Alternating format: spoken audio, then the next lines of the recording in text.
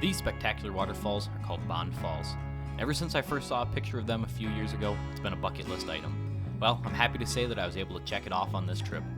Stay tuned as we continue exploring, dip down into Wisconsin for a night, and then say goodbye to the Upper Peninsula of Michigan.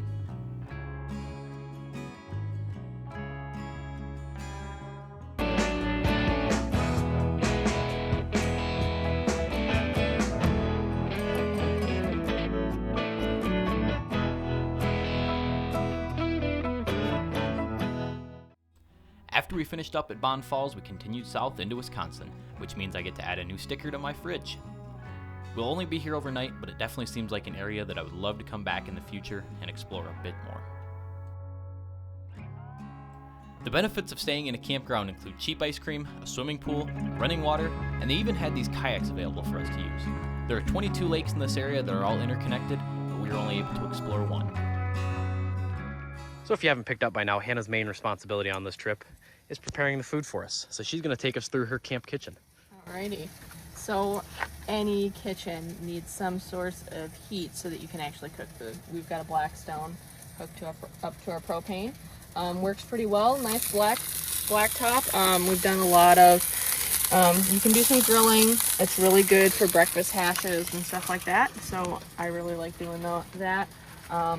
My setup, at least surrounding the Blackstone, you got a table to hold it up at working height. I generally keep most of the supplies I'm going to be using for my meal right next to me. Paper towel, cooking utensil, and whatever else I'm going to need, and oil. This has been really, really nice having this little shelving unit down here. This has like my lighters, salt and pepper, more tongs, your forks, spoons, and knives, and a little egg ring, which we haven't used, but it's there. And then just like a kitchen knife. Under there, can opener, and then some extra plates. And then we've got our little off-brand Jetboil thing, and a cutting board, and then some newspaper for starting fires if need be. Just having this really close to me is important. It's really easy to just bring stuff out as you need it. And the most important part, sitting right on top. The citronella candle, yes, very nice. And then having your trash can ready and accessible just so you can easily throw stuff in there, especially if you're working with raw meat. And then we'll move over to my lovely boxes. Most of my dry goods are in these two, the black and the green box. They kind of look like a mess, but I've got my system down with it, and everybody has their own thing, so make it work for you.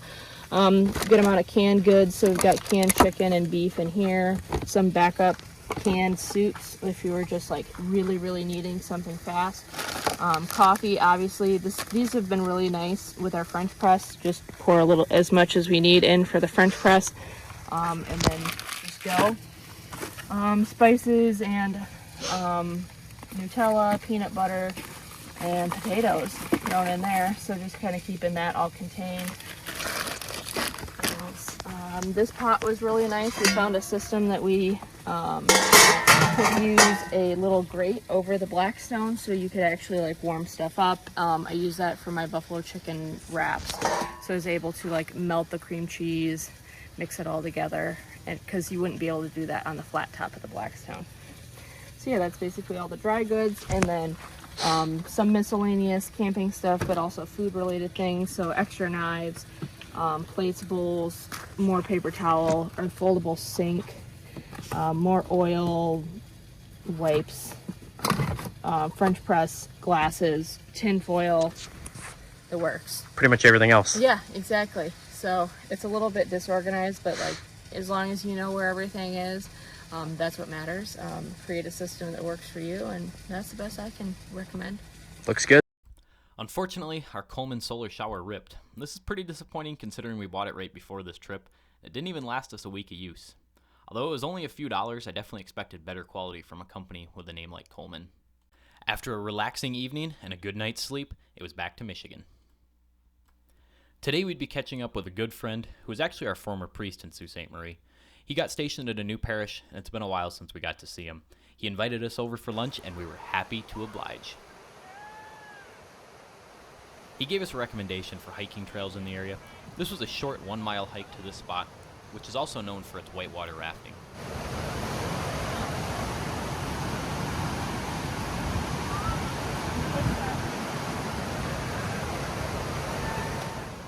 The owner of this company was watching from the shore and told us that these were all of the new hires for the season, training on the rapids before they took guests through.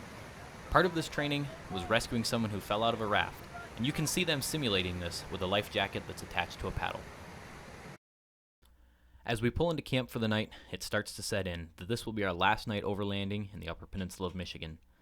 We reflect back on all the wonderful experiences and memories that we've made, and I start to realize why overlanding is so popular. It has less to do with all of the gear and cool social media posts, and more to do with spending time with those that you love and getting out and exploring the wonderful world that God has given us.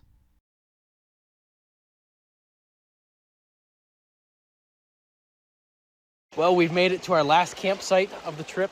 We are right on the Green Bay. This is the Wells State Park, and the mosquitoes love it here too. Even my mosquito hat's not really cutting it, so that's why I keep wearing this hat. I sprayed it down with DEET the first night. I keep reapplying it. Man, they are swarming.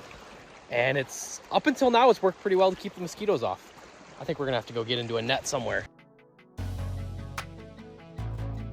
And for the final time on this trip, we fold the tent, pack up the kitchen, and load everything into the bed of the truck. At this point, we've got it down to a science.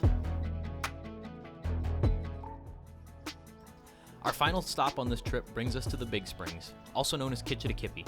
This is a freshwater spring that has been well protected, and they don't allow any boats, fishing, or even swimming. You travel across on this hand-powered raft and are treated to stunning views. You can see all the way to the bottom, you can see the many large fish, and even the water bubbling up through the sand below.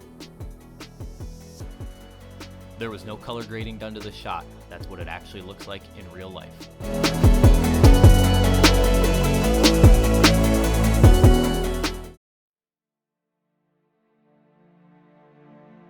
I did want to take a second and thank everyone who helped make this trip possible. I want to thank the partners of the channel. They're listed in the description box below, so make sure you show them some love. And I especially want to thank our families for watching our kids so we could take this trip. It's something we will never forget, and this would not have been possible without your help.